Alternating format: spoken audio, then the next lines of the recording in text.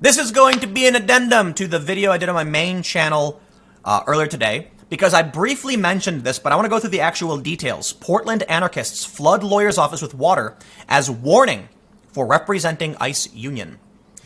Anarchists in Portland, Oregon flooded the office of a local lawyer representing officers of the Federal Immigration and Customs Enforcement Agency in an effort to intimidate him. The city has long been the epicenter of the so-called Occupy ICE movement and other anarchist activities, culminating last year in a clash between ICE officers and the protesters who then managed to shut down an ICE facility. They say, a mob of anarchists continued their reign in the city last weekend, pushing a garden hose to the mail slot at the law office of Sean Riddle and flooding the building's floor and basement, Willamette Week reported. Before we go any further, I got to give an honorable mention to this woman, Katie Shepard, because she once called me alt-right, was adamant about it, is a liar, is wrong. And when I called Willamette Week and said this is absurd, they refused to, they took out alt-right, but said I was sympathetic to Trump supporters. And I said, are you going to say I'm sympathetic to the Muslim migrants I interviewed or to the Black Lives Matter activists I interviewed? These people are zealot activists, but I will say I'm impressed that they at least covered this story, although I think they're terrible, terrible liars and dirty, dirty smear merchants, to quote Sargon. The water was not discovered until days later, and that's why I'm not going to read their report. I'm not going to give them I think they're terrible. The water was not discovered until days later, resulting in damage to the property, including its wooden floors, carpet, and ceiling in the basement. The lawyer said the act of vandalism will cost him thousands of dollars to repair, though it will likely be covered by insurance. Riddle has been representing the National ICE Council, the Union for Federal Immigration Officers, last year. The union grabbed headlines after sending letters to officials asking them to conduct a criminal investigation of Portland Mayor Ted Wheeler over his handling of the 38-day Occupy ICE protests in the city last summer. The group also filed claims that the city's police declined to intervene and disperse the protesters who were besieging an ICE facility. The anonymous anarchists claimed responsibility for the water damage in an email to Willamette Week on Monday, which I have and will pull up. So let me show you the photos here. You can see the water damage. It's warped the floors. You can see the ceiling has been flooded and is damaged. So there you go. So here's the thing. Mark Pitkovich, I highlighted this guy in my main channel video, but we'll go over it for those that didn't see it. Anarchist violence against a law office in Portland, Oregon. They claimed their goal was to cause maximum economic damage to intimidate individuals and businesses from having any relationship with government agency ICE. Quite literally the definition of terrorism, I might add. And then, of course, we see the activist rhetoric violence. For sure, this is vandalism, but violence is a big stretch. And Mark Pitkovich correctly says, tell that to the people who had their churches burned down, that it's not violence. These activists are insane, dangerous people. They say, words and speech are violence, but burning down a church isn't? What? What world do they live in? They live in a world of chaos and destruction. Quite literally, they're the Joker. For real. You've got conservatives and liberals disagree on some policy issues. Some disagreements are really, really bad. Some people even hate each other. But this group, whatever it is, these activists who think vandalism isn't violence, are quite literally a mob of jokers cackling, wanting to watch the world burn. Miss Katie Shepard here tweeted, she's the one who posted that lie about me and I had to call and get it fixed. She says, anonymous self-avowed anarchists flooded a Portland law office. We get it. They put a garden hose to the water, yada, yada, yada. They said it was seriously damaged. She said it was seriously damaged. Carpet in the basement was stripped. Drywall from the basement ceiling was yanked down. The lawyer says, when I make a political statement, I cite my name. But here's the letter. Okay, I don't want to give her the credit she doesn't deserve because I think she's a liar. Last week, we paid a visit to the offices of local attorney and ICE collaborator, Sean Riddle. Riddle currently provides legal representation to the National ICE Council, the union which represents ICE agents. In a lawsuit against the city of Portland in response to the Occupy ICE PDX encampment last summer, Sean's new law office, located at blank, was purchased partially with the money he made from the work he's done with the National ICE Council. We decided to congratulate him on his new building by unraveling his garden hose, pushing it through his mail slot, and turning on the water. Our goal was to cause maximum economic damage. That should serve as a warning to all individuals and businesses that profit off of human misery perpetuated by ICE. I also like to point out, he's a lawyer, not an ICE agent, and everyone deserves and has a right to legal representation, so much so that when it comes to matters of criminal law, we issue public defenders. We assign public defenders because you need representation. What this man is doing, you may not like the people he's representing, but he is doing his job to provide legal representation to people in their legal matters. Don't shoot the messenger. Well, they don't care. Target the messenger, no one will ever send a message again, right?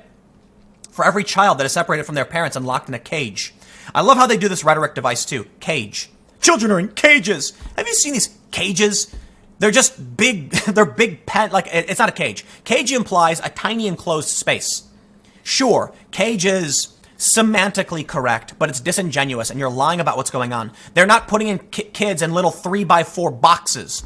They're putting them in big open spaces with cots, blankets, and they have food. It's not perfect. It's pretty bad if you ask me. But you don't got to lie about it to manipulate people. This is evil. But you want to talk about real evil. Let's talk about real evil over at the Anarchist Forum on subreddit, on Reddit, r/anarchism. Oh, they literally flooded it. Incredible. From their statement, yada yada, F yes, thank you heroes, F yes, they're all laughing and cheering. Of course they are. These are the same kind of people who committed the violence against random individuals who are just trying to provide legal representation. You want to stage some kind of activism or civil disobedience against the actual agents? I can understand that. Destroying property and ruining people's lives? I can't. Okay? This is the lawyer, right? This is what's insane. It's like you're going after the messenger. But here's where it gets interesting. This person says, look, I get it. There are a bunch of idiots online, armchair activists cheering. Fine, whatever. This one uses some racial slurs. I can't even say ethnic slurs. This person said, LMAO, doing childish pranks to own the ice. In Italy, anarchists kneecapped an advocate for expanded nuclear power. In America, we give the fascists an insurance check. Wow. They're not lying. I looked it up. Italian anarchists kneecap nuclear executive and threaten more shootings. Nuclear energy is incredible. It may be a solution to our carbon emission problem. It may solve man-made climate change. So what do? They show up and they bust his kneecap. That's what kneecapping is. They bust his knee. It's considered a form of torture. In a 4-page letter, the group calling itself Olga Nucleus of the Informal Anarchist Federation International Revolutionary Front said 2 of its members had shot Roberto Adinolfi, the CEO of a nuclear in Genoa today. The firm is owned by the Italian state-controlled defense and aerospace group, yada yada. The letter, which was deemed credible by investigators, said the cell named itself after blah, blah, blah. I don't care about that. They shot the guy in the kneecap. Is that what they did? Because he was trying to build nuclear energy to protect the environment. This is the danger of these people. I, as an individual that aligns with the social liberal left, whatever's left of it, if it exists at all, think we should develop nuclear energy and offset carbon emissions. Although we are not the United States is one of the biggest producers of carbon emissions, we can't really do much to stop other countries. We have treaties. They may or may not work. We can definitely expand nuclear energy, which is a good thing. So what do? The left, which is supposed to be on the same side, opposes nuclear energy and shoots a dude in the kneecap. What do they say? He knows well that it's only a matter of time before a European Fukushima kills on our continent. No, it's because they're so dumb, they don't understand the concept of different technologies. Because Europe uses substantially different nuclear technology, is my understanding, than what Fukushima does. And the latest generation of nuclear reactors in Europe is actually it's relatively safe. Yes, Fukushima was a really, really awful disaster, which harmed a lot of people. There have been a few deaths, but a lot of poisoning. The radioactive materials are going across the ocean. It's getting into fish. It's really, really bad. So what we need to do is make sure we have better regulation and we have better standards and better technology. But shooting a dude in the kneecap, not only will that not change anything, it will expand the security state. These people are insane and dangerous. And this is what they do. They threaten anyone who's in the periphery. They want it to be a warning that even if you're not one of these people, you're not ICE, doesn't matter. You're a collaborator.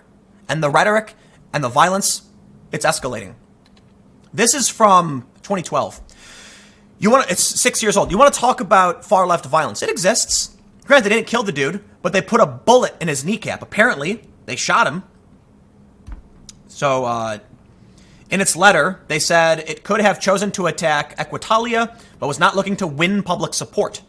We have nothing to do with citizens who are indignant about something which doesn't work in a system in which they want to be a part. We are wild lovers of freedom. Oh, is that what you call it? Authoritarianism, you call that freedom. And will never renounce the revolution or the complete destruction of the state and its violence. When you have an organization that puts a bullet in someone's kneecap, and then you claim you're on the side of opposing violence and loving freedom, I think you're an actual psychopath who needs to be put on medication. You should be locked in a room and not let out. These people are insane. And then you have this forum cheering it on.